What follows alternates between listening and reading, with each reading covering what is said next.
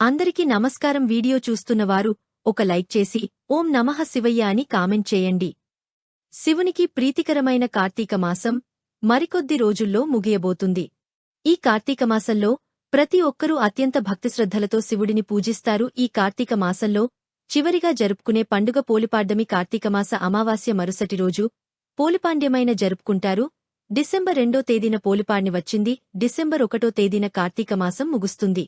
కార్తీక మాసం ముగిసిన మరుసటి రోజున పోలిపాడ్యమిని జరుపుకుంటారు. నదుల్లో దీపాలు వదులుతారు. అలాగే శివాలయానికి వెళ్లి శివునికి అభిషేకాలు చేస్తారు. అరటి డొప్పలో దీపాలు వెలిగించి నీటిలో వదులుతారు. ఈ పోలిపాడ్ని రోజున 30 వత్తులతో దీపాలను వెలిగించాలి. పాష్యము రోజున 30 వత్తులతో దీపం వెలిగిస్తే కార్తీకమాసం నెల రోజులపాటు శివుడికి దీపారాధన చేసినంత పుణ్యఫలితం లభిస్తుంది. ఈ పాష్యాం రోజున చేసే పూజలకు కోటిరెట్టుల పుణ్యఫలితం లభిస్తుంది. కార్తీకమాసం నెల రోజులు చేసే పూజల కన్నా పాడ్యమి రోజున చేసే పూజలకే విశేషమైన పుణ్యం లభిస్తుంది.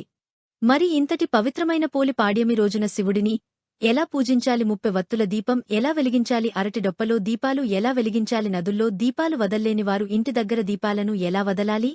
అలాగే పాటించాల్సిన నియమాలు ఏంటో ఈ వీడియోలో తెలుసుకుందాం. ముందుగా ఈ వీడియోకి ఒక లైక్ కొట్టి మా ఛానల్ని సబ్స్క్రైబ్ చేసుకోండి. డిసెంబరు 1వ తేదీన ఆదివారం నాడు ఉదయం 11 గంటలకు పాష్యము తిథి ఏర్పడి డిసెంబర్ 2వ తేదీన సోమవారం నాడు మధ్యాహ్నం 12 గంటల వరకు పాడ్యమి తిథి ఉంటుంది.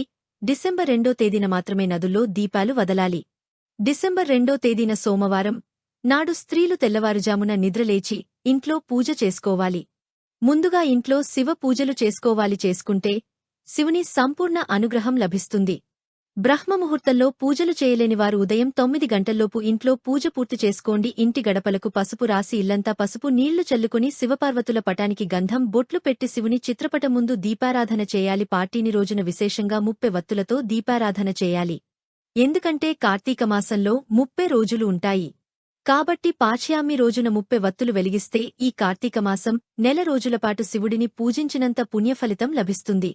ఈ పాడ్యమి రోజున ముఖ్యంగా ఆవు నెయ్యితోనే దీపారాధన చేయాలి. లేదా వెన్నతోనైనా సరే దీపాన్ని వెలిగించవచ్చు. మట్టి ప్రమిదలో ఆవు నెయ్యిని పోసి అందులో 30 వత్తులు వేసి మీ పూజగదిలో ఉన్న శివుని చిత్రపటం ముందు దీపం వెలిగించాలి. పూజలో నైవేద్యంగా ఒక బెల్లం ముక్కను నివేదించండి. చివరిగా శివునికి హారతి ఇచ్చి శివునికి నమస్కారం చేసుకుని 5 ప్రదక్షిణాలు చేయండి. ఈ విధంగా పోలిపాడ్ని రోజున ఉదయం సమయంలో ఇంట్లో దీపారాధన చేసుకుని ఏదైనా నది దగ్గరకు వెళ్లి నదుల్లో దీపాలు వదలాలి.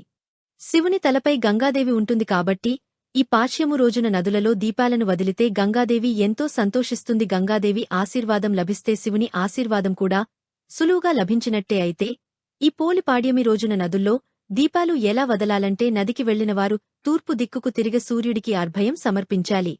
తర్వాత ఒక అరటి నొప్పులు తీసుకోండి.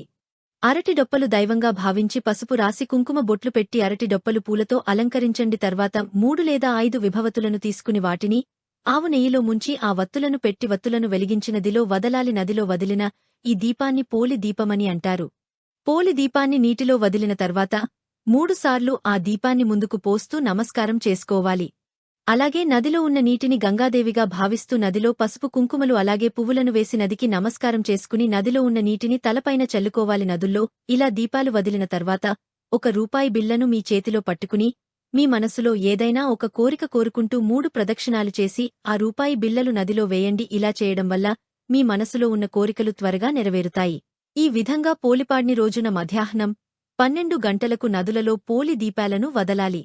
అయితే నదులకు వెళ్లలేనివారు మీ ఇంట్లో ఉన్న తులసి కోట ముందు దీపాలను వదలవచ్చు. తులసి మొక్కలో 33 కోట్ల మంది దేవతలు నివసిస్తారు కాబట్టి తులసి మొక్క ముందు ఒక పెద్ద పళ్లెం పెట్టి అందులో నిండుగా నీళ్లు పోసి నీటిలో పసుపు కుంకుమలు పూలు అలాగే ₹1 నాణాలు వేసి అరటి నొప్పులు దీపాలు వెలిగించి వాటిని నీటిలో వదిలి నమస్కారం చేసుకుని నీటిని తలపైన చల్లుకోవాలి. ఈ దీపాలు కొండెక్కిన తర్వాత పళ్లెంలో ఉన్న నీటిని ఎవరు తిరగని ప్రదేశంలో పారబోయాలి. ఈ విధంగా పోలిపాడ్ని రోజున ఉదయం దీపాలు వెలిగించి సాయంత్రం సమయంలో శివాలయానికి వెళ్లి శివాలయంలో ఉన్న ధ్వజస్తంభం దగ్గర ఉసిరి దీపం కాని 365 వత్తుల దీపం కాని వెలిగించి శివుడిని దర్శించుకుంటే ఈ కార్తీకమాసంలో మీరు చేసిన పూజలకు కోటి జన్మల పుణ్యఫలితం లభించడంతో పాటు శివుని సంపూర్ణ అనుగ్రహం మీ కుటుంబంపై ఉంటుంది. అలాగే ఈ పోలిపాడ్ని రోజున శివాలయానికి వెళ్లిన భక్తులు శివాలయంలో ఉన్న నంది కొమ్ముల మధ్య నుండి శివుడిని దర్శించి నంది చెవిలో మీ కోరికలను చెప్పుకుంటే మీ కోరికలు నేరుగా శివుని పాదాల చెంతకు చేరుకుంటాయి. ముఖ్యంగా ఈ పులిపాటి రోజున ప్రతి ఒక్కరూ ఖచ్చితంగా ఉపవాసం ఉండాలి.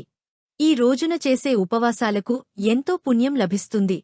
శివుడు అభిషేక ప్రియుడు కాబట్టి ఈ పోలిపాడ్యమి రోజున నీటితో కాని ఆవుపాలతో కాని శివుడికి అభిషేకం చేస్తే శివుని ఆశీర్వాదంతో మీ డబ్బు కష్టాలు లేకుండా జీవితాంతం అష్టైశ్వర్యాలతో జీవిస్తారు. అప్పుల సమస్యతో బాధపడేవారు ఈ పాచ్యాం రోజున రావి చెట్టు కింద ఒకనీ దీపం వెలిగిస్తే అప్పుల సమస్యలు తీరిపోతాయి. ఈ విధంగా పోలిపాడ్ని నాడు దీపాలు వదిలినవారు ఖచ్చితంగా పోలిపాడ్యమి కథను వినాలి. ఈ వీడియో మీకు నచ్చితే లైక్ చేసి